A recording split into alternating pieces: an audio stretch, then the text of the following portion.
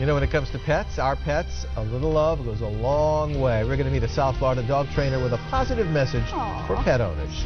Love your dog, but hate the mess he or she makes. Up next, we're going to show you how positive reinforcement works just as well for your pets as it does for your people.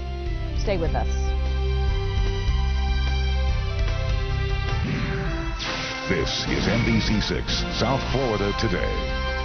Welcome back, everybody. Just like kids, there are lots of different methods for training and teaching your pets, but our next guest believes that positive reinforcement is the key. Lisa Hartman is a dog trainer with Positively Pets. Welcome, Lisa. Welcome. Thank you. Thank you for having us. Who have you brought with you?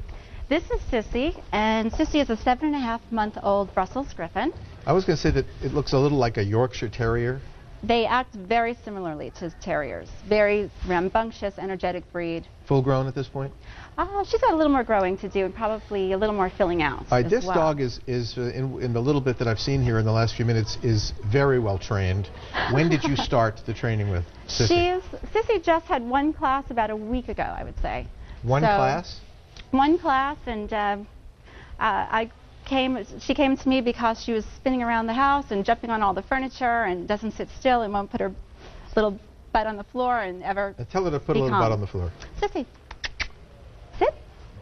Good girl. Good girl. Good girl. Good job. Okay, the positive reinforcement's going to be a little treat now that you're going to give her? I'm going to give her a little treat for sitting, and we want to make sure that she is actually in the sit when we reward her. All right, now, is there negative reinforcement anywhere in your repertoire? There is a little bit of negative. Like right now, what we would do is, if she was really, really bad, what we do is take away something good. So if it's her free time running around the house or playing with any other dog, she might need a little time out for a while. Really? You give a timeout to a dog? We give timeouts to dogs. Okay. But what we want to do is we want to really focus on what the dog does right and what we're looking for it, because there's a million things the dog can do wrong. And so we don't want to be like, no, no. We don't want to change her name to No, No, Sissy, No. Right. Which is what a lot of dogs think their name is. So, and since they don't know anything, we want to just wait for them, if we have to be in a sit and reward it. The more you reward something, the more likely it is to occur. At what point can you start training a puppy?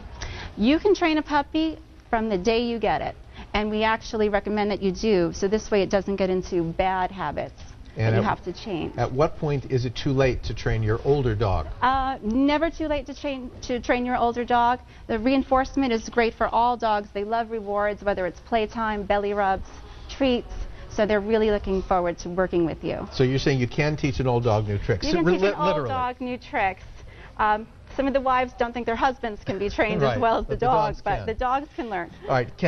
What you do with your dogs, is it something that someone can do without professional help, or is that really needed to get a dog trained properly? I always recommend professional help because timing is very important when you're training a dog. You want to make sure that you're reinforcing the right behavior at the right time. So a lot of things too is that people are so concerned about how we're going to train the dog with punishment. Oh, what should I do? Do I shake a can of pennies? Do I yell at her? Do I push her down if she jumps on me? And my feeling is you do none of this, because punishment is actually a reward. Well, let me ask you this. We have some friends who have a rather large dog, a puppy-like, about a year old, and the dog has a tendency to jump on people a lot. And they carry around a can full of something with rocks in it that makes noise, and they say what you're supposed to do is shake the can and the dog will get down. That's not good? It usually doesn't work for most dogs. Okay. They get used to the noise and they want to jump up. The jumping is what gets them the attention that they crave. Okay, so how do you handle a dog that's constantly jumping on guests? Okay, well, we'll take Sissy here. She is one of those dogs, and she does not stay down for anything. You can see she's actually been pretty good now. Very good. And usually she claws up my legs when I first got there and jumps on the table. So what we want to do is only give her attention when she's sitting, because punishment is actually a reward. You're giving the dog attention, and that's what it wants. Just like a child who might act up in the car. So the mother finally goes, okay, I'm going to give you the ice cream or whatever you want. They give up. Show us some of the things that you've taught Sissy to do. Okay, so with Sissy, what we wanted to do is, instead of giving her attention and telling her, no, no, get down every time she jumps on us, and pushing her down, which most dogs find exciting, we just wait for her to sit. Sissy, sit. Good girl.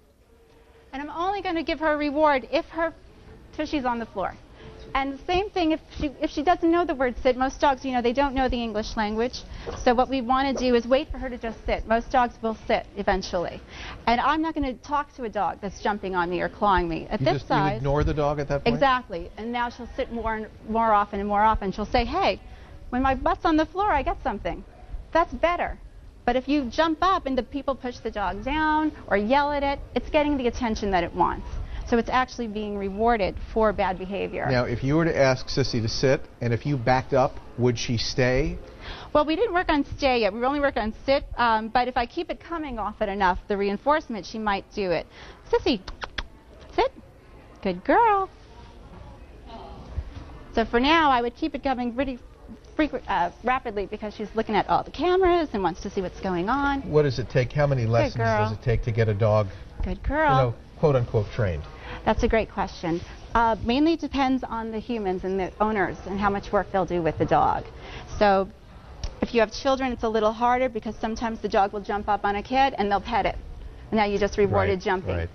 So depending on how many players and depending on what you expect out of the dog, you can train them in as little as a week.